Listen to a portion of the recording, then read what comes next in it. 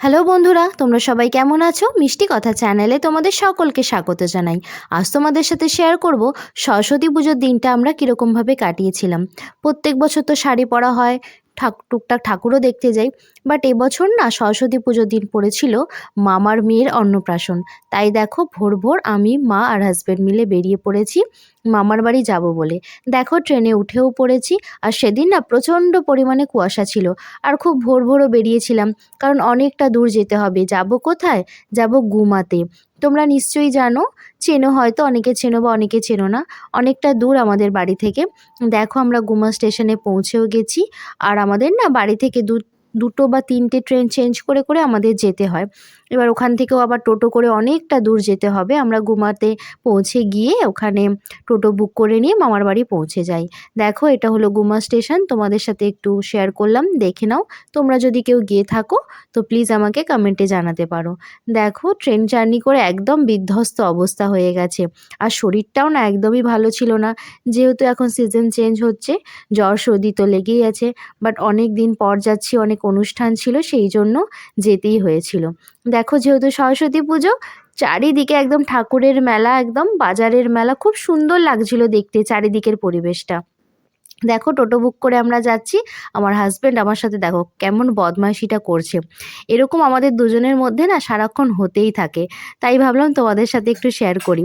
ও বলেছে এই ক্লিপিংটা কিন্তু তুমি অ্যাড করবে না, বাট দেখো আমি এই ক্লিপিংটা অ্যাড করলাম তোমাদের সাথে শেয়ার করব বলে। অনেক ভোরে উঠেছে বলে চোখ রগড়াতে রগড়াতে যাচ্ছে। এই যে এদিকে মা আর আমি বসেছি, আর ওদিকে ও একা বসেছে। তারপরে টোটোসটা আমাদের বাড়ির সামনে, মামার বাড়ির সামনে নামিয়ে দেয়। আমরা তারপরে হেঁটে হেঁটে বাড়ির দিকে যাচ্ছিলাম।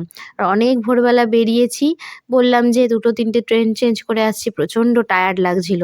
এই দেখো আমার মামার বাড়ির চারিদিকের পরিবেশটা তোমাদের সাথে শেয়ার করলাম। আমার মামার বাড়ির চারিদিকের পরিবেশটা না খুব সুন্দর, আশপাশটা দারুণ। আর আশপাশের মানুষ তো কোনো কথা বলার নেই, খুব খুব খুব ভালো। এই যে দেখো পৌঁছে গেছি। আর তখন চলছিল একটু ডেকোরেশনের কাজ, যেহেতু অন্নপ্রাশন, সুন্দরভাবে একটু ডেকোরেশনের কাজ চলছিল। দেখো কত সুন্দর, এটা হচ্ছে আমার দিদানের ঠাকুরঘর, মানে দিদানের ঘরেই সুন্দরভাবে ঠাকুরের আয়োজন করা আছে পুজো পাঠ করার জন্য। আর যেতেই দেখো দিদান হাতে ধরিয়ে দিয়েছে লুচি আর ঘুগনি। আর এই যে এটা হলো মামারই ছোট মেয়ের অন্নপ্রাশন। বড় মেয়ে 5 বছর 6 বছর হয়ে গেছে, বা ছোট মেয়ে হয়েছে, ওর অন্নপ্রাশন। দেখো এই যে পুচকি, এই যে পুচকিটার হলো অন্নপ্রাশন। তোমরা দেখে নাও, এই যে সোনাটাকে কত মিষ্টি দেখতে লাগছে, তাই না? তোমরা ওকে মন প্রাণ ভরে আশীর্বাদ করো, ও যেন অনেক অনেক অনেক বড় হয়।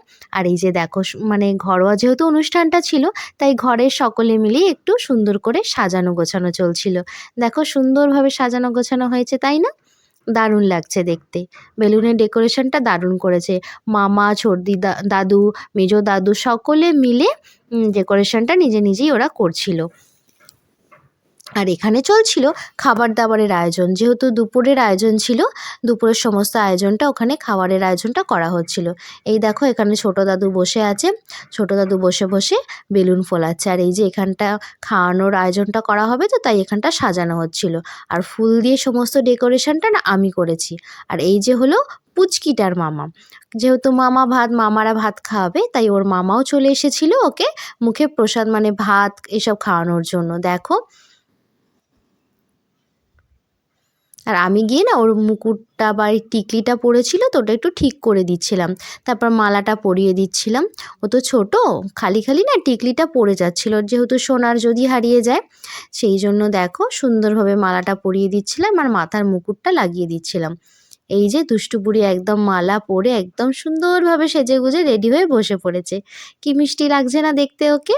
আর সবথেকে কী বলো তো, ও না সেদিনকে একটুও কাঁদেনি। অনেক বাচ্চাদের দেখেছি, মানে প্রায় সমস্ত বাচ্চাদেরই দেখি যে অন্নপ্রাশনের দিন প্রচণ্ড পরিমাণে কাঁদে, কারো কোলে যেতে চায় না, কিন্তু ও এত মিষ্টি বাচ্চা যে সবার কোলে যাচ্ছে আর চুপচাপ শান্ত বাচ্চার মতো বসে আছে। যে যা মানে যেমনভাবে আদর করছে তেমনভাবে ও সমস্তটা উপভোগ করছে। দেখো এরপর আমি মাথায় মুকুটটা একটু লাগিয়ে দেওয়ার চেষ্টা করি, কিন্তু মুকুটটা না একটু ছোট ছিল, সেই জন্য ওর মাথার মধ্যে ঠিকঠাকভাবে লাগছিল না। আসলে ফুলের দোকান থেকেই না পিছনে যে তারটা আছে সেই তারটা অতটা বড় দেয়নি, একটু ছোটোর মধ্যে দিয়েছিল, সেই জন্য ওর মাথায় না ঠিকভাবে লাগছিল না। আর এদিকে টিকলিটাও বারবার খুলে যাচ্ছিল। ওই তো ছোট্ট একটুখানি মাথার অল্প অল্প চুল, কী করেই বা লাগবে বলো, তাই না? আর টিকলিটা পরে কিন্তু পুচকি সোনাকে খুব সুন্দর দেখতে লাগছিল, মিষ্টি পুতুলের মতো লাগছিল একদম। দেখো তারপরে এই যে মুকুটটা পরাচ্ছিলাম, ওই যে বললাম ঠিকঠাক আটকাচ্ছিল না, তাই আমরা একটু মুকুটটা হাতে ধরেই ছবি তুলে নিয়ে তারপর রেখে দিই। দেখো ও ভাবছে যে এত লোক কি করতে এসেছে, কেন এসেছে আমাদের বাড়িতে, তাই না? ও তো আর জানে না যে আজকের দিনটা ওরই ছিল। দেখো বড় হলে দেখবে, তখন জানতে পারবে যে আমার অন্নপ্রাশনে কী কী হয়েছিল, কারা কারা এসেছিল, কী কী আয়োজন করা হয়েছিল সমস্তটা। এই জন্যই তো আমরা সমস্ত সুন্দর মুহূর্ত, সুন্দর স্মৃতিগুলোকে ক্যামেরাবন্দি করে রাখার চেষ্টা করি, যে পরে যেহেতু আমরা দেখতে পারি, সেই আনন্দটা আবার ফিরে ফিরে পেতে পারি, তাই না? দেখো মুকুটটা আমি ভাবলাম যে হয়তো তারটা খুলে দিয়ে লাগানো যাবে, কিন্তু লাগানো গেল না। ফুলের দোকান থেকে না তারটা খুব ছোটই দিয়েছে, লাগানোর স্কোপই পাচ্ছিলাম না। তাই ভাবলাম যে এরকম ধরেই 2-4টে ফটো তুলে নাও তোমরা, তারপর রেখে দেব। দেখো কি সুন্দর অবাক অবাক চোখে চেয়ে আছে না, খুব মিষ্টি লাগছে ওকে দেখতে। আমাদের সকলের দিকে চেয়ে আছে যে দেখো আমাকে ঘিরে সকলে মিলে ফটো তুলছে, কি করছে। এই যে মুকুটটা পড়ে গেল তো, তারপরে না আমি খুলে রেখে দিই, যে না থাক আর পড়াতে হবে না, কখন কোথায় লেগে টেগে যাবে ছোট বাচ্চা। তার তারপরে মা বলল যে একটু ধরে আমরা একটু ফটোটা তুলে নিই, তারপরে আবার রেখে দিবি। এই যে দেখো বসে আছে।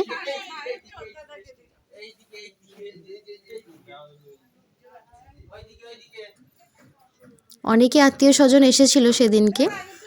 আর দেখো এবার ওকে ভাত খাওয়ানো হবে, সমস্ত একটু একটু জিনিস দিয়ে। প্রথমে প্রথমে ওর মামা একটু ওকে আশীর্বাদ করে দেয়, আশীর্বাদ তো করতেই হবে।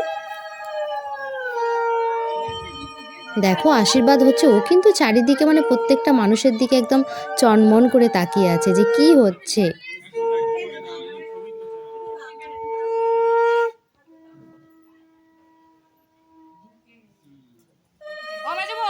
এই বোতলটা সামনে রাখো, ওই দিয়ে তো জল খেতে পারে না, এই বোতলটা একটু ছোঁয়াবে আর ওইটা পরে খাবে।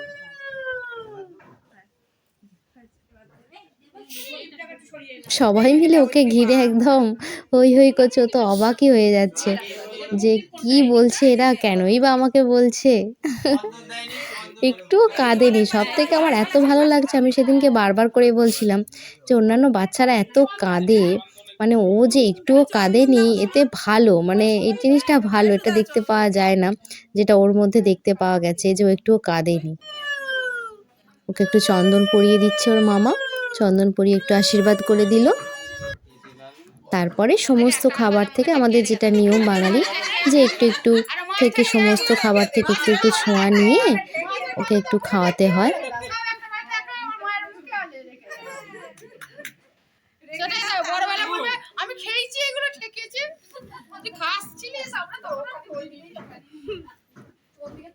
ওনা ড্যাব ড্যাব করে একদম ছোট দাদুর দিকেই চেয়ে আছে। তারপর ওর মামা একটু ওর মুখে পায়েস দিয়ে দিল। ও সবার হাতে কিন্তু সেদিনকে পায়েস খেয়েছে, এটা কিন্তু মানতে হবে।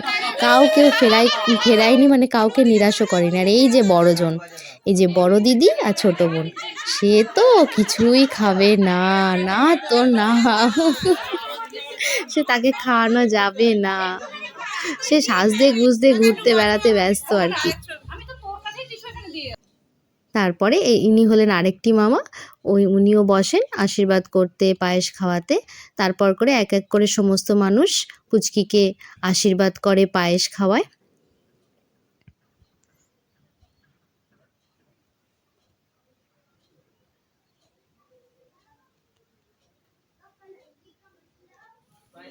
এই যে ছোট দাদু আর ছোট দিদান বসে পড়ে পুচকিকে পায়েস খাওয়ানোর জন্য, এক এক করে সকলে মিলে বসে। দেখো না পায়েস একদম মন প্রাণ ভরে খেয়ে যাচ্ছে। তারপর এই যে মেজো দাদু আর মেজো দিদান বসে, আর ওনাদের ওটা মেয়ে, পাশে যে বসে আছে দেখছো মেয়ে। ছোট দাদু দেখো, ছোট দাদুর হাতে পায়েস খাচ্ছে দেখো পাকা বুড়িটা। মানে বললাম না, সবার হাত থেকেই ও পায়েস খেয়েছে, কাউকে নিরাশ করেনি। মানে কেউ একজন দিতে এসেছে যে খাবো না, অনেক বাচ্চারা হয় যে না না কাঁদছে, হয়তো কান্নাকাটি করছে, এটা না, এটা হলো পুচকির দিদান, তাই না? এটা দেখে নাও। আর এটা হলো পুচকির ঠাম্মা, মানে আমার দিদান। দেখো কেমন টুকটুক করে পায়েসটা খাচ্ছে, খালি দেখো একদম।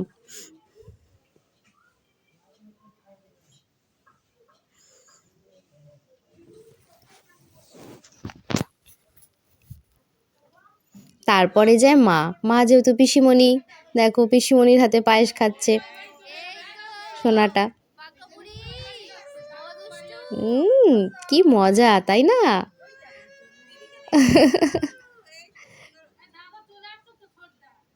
অনেক দিন হয়ে গেল এই ব্লগটা, মানে আগেই আমার শেয়ার করার কথা, বাট শেয়ার করা হয়ে ওঠেনি, কারণ আমার শরীরটা খুবই খারাপ ছিল। তাই সরস্বতী পুজো অনেক দিন আগেই হয়ে গেছে। তোমরা হয়তো ভাববে যে এত পুরনো ব্লগ তুমি শেয়ার করছো, সরস্বতী পুজো তো কবেই হয়ে গেছে, 2-3 সপ্তাহ পেরিয়ে গেল। ওই যে বললাম শরীরটা খারাপ ছিল, তা আর না শেয়ার করলে তো আমার মনটাও ছটফট করছিল যে কখন আমি পুচকিটার ব্লগটা একটু তোমাদের সাথে শেয়ার করব, তোমাদেরকে দেখাবো পুচকিটাকে। তো চলো, আমি ভিডিওটা এডিটও করে নিয়েছি, তোমাদের সাথে শেয়ারও করছি। আশা করছি তোমাদের ভিডিওটা ভালো লাগবে। তো আর এবার আস্তে আস্তে আরও বিয়েবাড়ি, আরও জন্মদিন, অন্নপ্রাশন বাড়ির ব্লগ শেয়ার করব। সামনে বিয়ে বাড়ি আছে। তো এবার দেখো বসেছে আমার মামা আর মামি ওকে একটু আশীর্বাদ করতে আর পায়েস খাওয়াতে। দেখো এই যে এটা হলো মামা আর মামি, একদম বাবার কোলে চুপ করে বসে আছে, শান্ত বাচ্চার মতো। তারপরে আমি একটু গিয়েছিলাম ওকে একটু আদর করে একটু ছবি তোলার জন্য। আমি ওকে পায়েস খাইয়েছিলাম, বাট তখন সেই মুহূর্তে ক্লিপিংটা নেওয়া হয়নি। সবাই তো আসলে একটু যে যার কাজে ব্যস্ত ছিল, আর আমার ফোনটা আমার কাছে ছিল না। তারপরে একটু বসলাম, মাকে বললাম মা একটু ছবি তোলো ওর সাথে আমার। দেখো না কেমন কথা শুনছে, দেখো। আর তখন না এবার একটু গরম হচ্ছিল, সেই জন্যে ওর মাথা থেকে সমস্ত হেয়ার ব্যান্ড, সাজসজ্জাগুলো খুলে দেওয়া হয়েছিল। অনেকক্ষণ ধরে তো নতুন জামা, হার, কানের এসব পরে আছে, গলার হারটার আগে, কানের না, গলার ফুলের মালা, মাথায় মুকুট এসব পরেছিল। তারপরেই দেখো আমরা লাঞ্চ করতে বসে পড়ি। লাঞ্চে কী কী আয়োজন ছিল তোমরা দেখে নাও। ওদিকে মা বসেছিল, আর এদিকে আমি আর আমার হাজব্যান্ড বসেছিলাম। দেখো ছিল ভেজ ডাল, বেগুনি। দুপুরবেলা গরম পাতে ভেজ ডাল বেগুনি তো দারুণ লাগে। প্রত্যেকটা রান্নাই খুব সুস্বাদু হয়েছিল। ছিল চিংড়ি মাছ দিয়ে বাঁধাকপি, ছিল দই কাতলা, আর ছিল চিকেন কষা। প্রত্যেকটা রান্নাই সুন্দর হয়েছিল।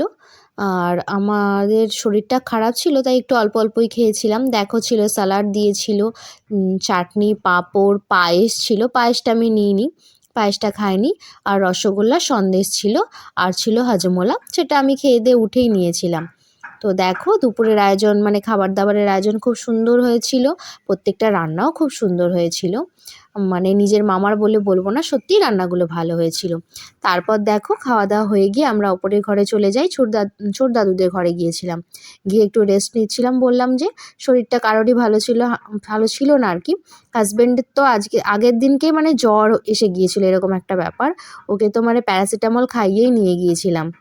কি করব, এতদিন পর যাচ্ছে, একটা অনুষ্ঠান পড়েছে, যেতে তো হবেই। আর ওখান থেকে বারবার ফোন আসছিল। দেখো ওর মুখ দেখলেই তোমরা হয়তো বুঝতে পারবে ও একটু রেস্ট করছিল ওপরের ঘরে।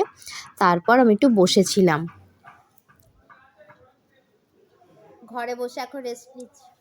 খাওয়া দাওয়া হয়ে গেছে, আবার কত দূর যেতে হবে, ট্রেন দেখতে হবে। খেয়ে দিয়ে আর ভালো লাগছে না, টায়ার্ড লাগছে।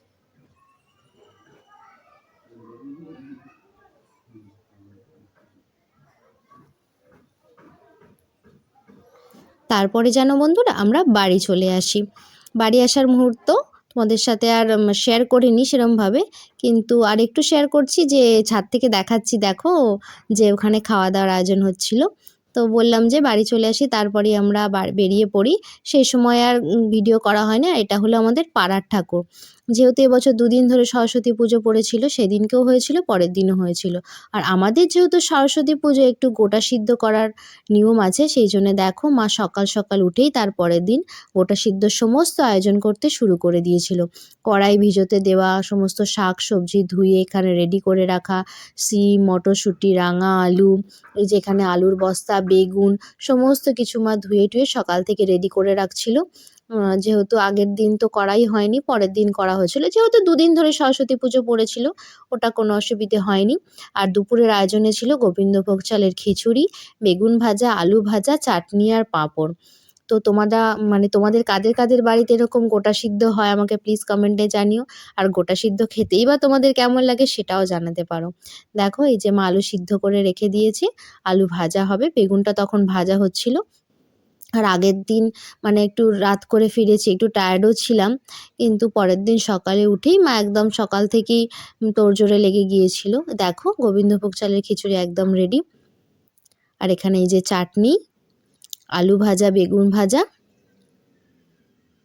আর কড়াইতে তেল গরম করতে দেওয়া হয়েছিল, তারপরেই পাঁপড়টা ভেজে নেওয়া হয়। তারপরে ছিল পায়েস। আর দিদান অনেক খাবারও পাঠিয়েছিল, বাট পরের দিন নিরামিষ থাকায় কিছুই খেতে পারিনি। আর তারপরেই মা দেখো গোটা সিদ্ধ বসিয়ে দিয়েছে। যেহেতু তাড়াতাড়ি বসাতে হবে, অনেকজনকে তো দেওয়ারও ব্যাপার। গোটা সিদ্ধ রেডিও হয়ে গেছে, দেখো মা পার্সেল করাও স্টার্ট করে দিয়েছে।